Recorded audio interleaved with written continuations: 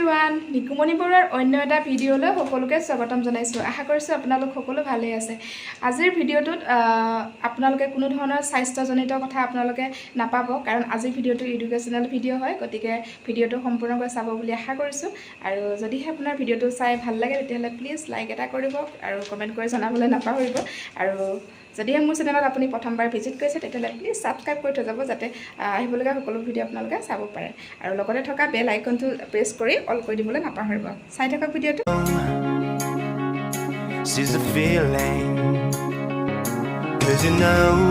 আপোনাৰ ঘৰত যদি 2.5 বছৰীয়া বা তাতকৈ ডাঙৰ 3 বছৰীয়া এনেকুৱা ল'ৰা ছোৱালী আছে তেতিয়াহ'লে আপোনালোকে এইটো ভিডিঅ' চোৱাটো দৰকাৰ বুলি মই ভাবোঁ। কাৰণ যেতিয়া নেকি আপোনাৰ সন্তানৰ 2.5 বছৰ 2 বছৰ এনেকুৱা হয় তেতিয়াহ'লে আপোনালোকে সিহঁতক সৰুৰ পৰাই সিহঁতক কিবা এটা অন্তত ঘৰতে আপোনালোকে শিকাব পাৰে। কাৰণ বেলেগ নহ'লে আপোনালোকে কমচে কম ABCDখন ঘৰতে সিহঁতক শিকাব পাৰে। সেই ABCDখন শিকাবৰ কাৰণে আপোনালোকে প্ৰথমতে কেইটামান লাইন আপোনালোকে শিকাই ল'ব লাগিব, কাৰণ সেই লাইনকেইটা জানিলেহে সিহঁতৰ ABCDখন লিখিবৰ কাৰণে ইজি হৈ পৰিব। আৰু এই ভিডিঅ'ত মই আজি সেই লাইনকেইটাৰ বিষয়ে আলোচনা কৰিম। আৰু আহকচোন ভিডিঅ'টোৰ মাজলৈ আগবাঢ়োঁ। যেতিয়া সিহঁতক প্ৰথমতে আপুনি ABCD শিকাব, ABCD শিকোৱাৰ আগত কেইটামান লাইন সিহঁতক শিকোৱাটো বহুত দৰকাৰ, কাৰণ সিহঁতে সেই লাইনখিনি জানিলেহে ABCD লিখিবৰ কাৰণে সিহঁতে ইজি হৈ পৰিব। আৰু ময়ো তেনেকৈ শিকাইছিলোঁ, ভাবিলোঁ আজি আপোনালোকৰ আগতো শ্বেয়াৰ কৰোঁ ভিডিঅ'টো। আহকচোন ভিডিঅ'টো চাওক। প্ৰথমতে এটা লাইন শিকাব, সেইটো হ'ল standing line. Standing line. Standing লাইনত আপোনালোকে এনেকৈ দিব পাৰে, পূৰা চিধাকৈ। দেখিছেনে? পূৰা চিধাকৈ এনেকৈ আপোনালোকে কেইটামান লাইন বনাই দিব।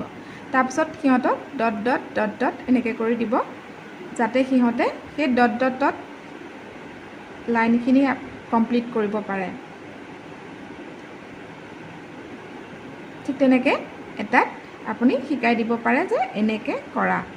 এইটো হ'ল ষ্টেণ্ডিং লাইন।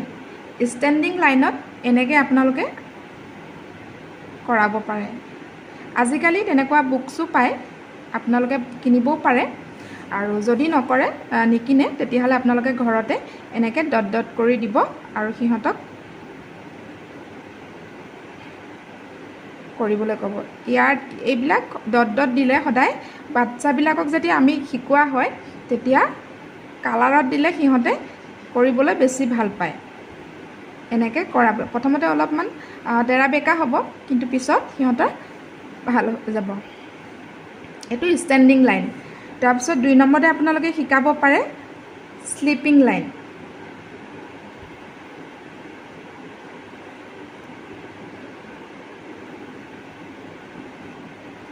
স্লিপিং লাইনত কেনেকৈ আহিব? আপোনাৰ শুই থকা এনেকৈ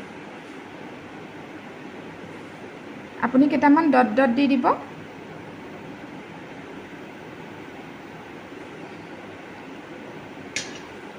সিহঁতক কৰিবলৈ এনেকৈ দিব পাৰে।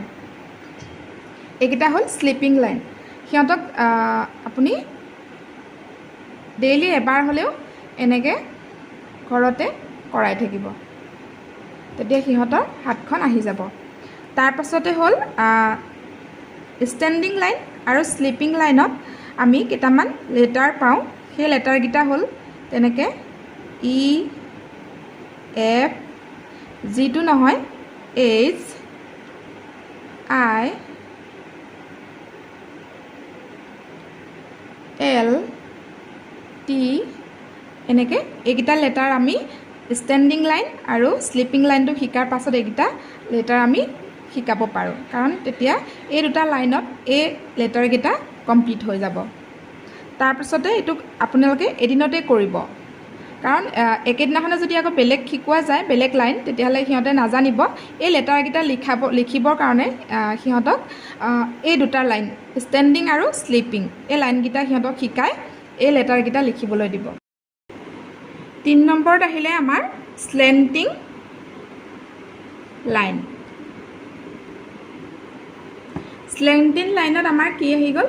আমাৰ এনেকৈ সোঁফালৰ পৰা বাওঁফালে, সোঁফালৰ পৰা বাওঁফালে, সোঁফালৰ পৰা বাওঁফালে, আকৌ বাওঁফালৰ পৰা সোঁফালে বাওঁফালৰ পৰা সোঁফালে বাওঁফালৰ পৰা সোঁফালে এনেকৈ আপোনালোকে এইকেইটা লাইনক কয় স্লেণ্টিং লাইন।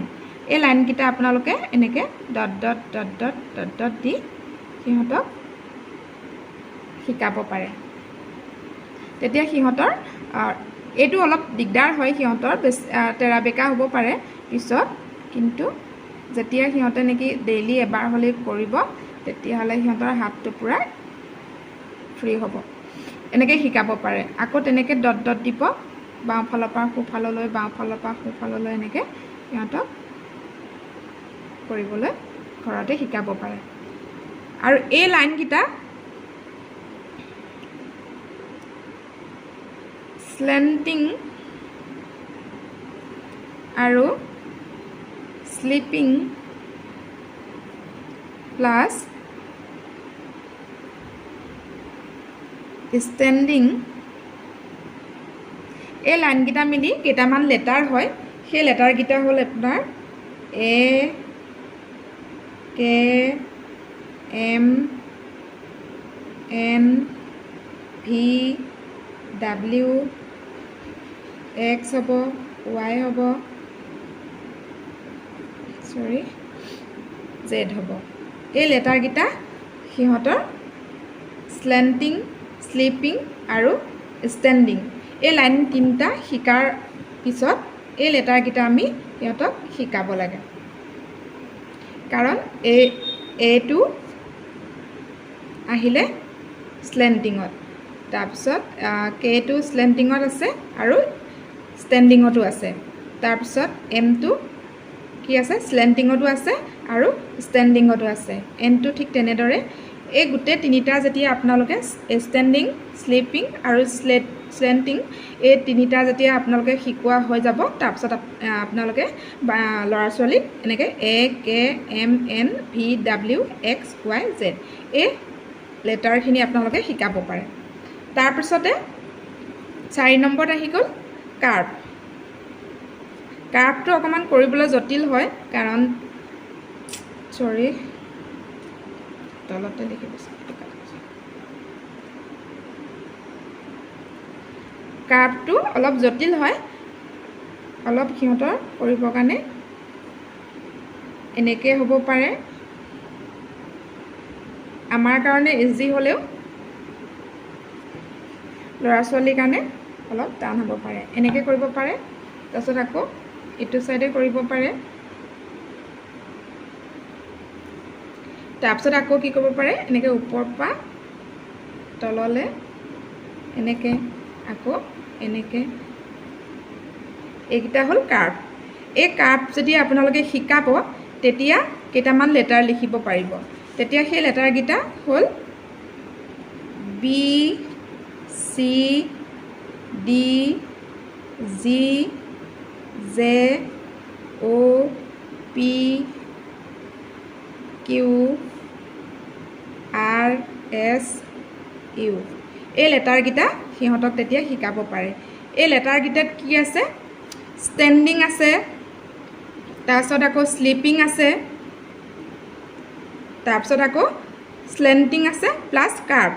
এই 4টা শিকাৰ পাছত তেতিয়া সিহঁতক এই লেটাৰখিনি B, C, D, G, J, O, P, Q, R, S, U এই লেটাৰখিনি আপোনালোকে শিকাব পাৰে।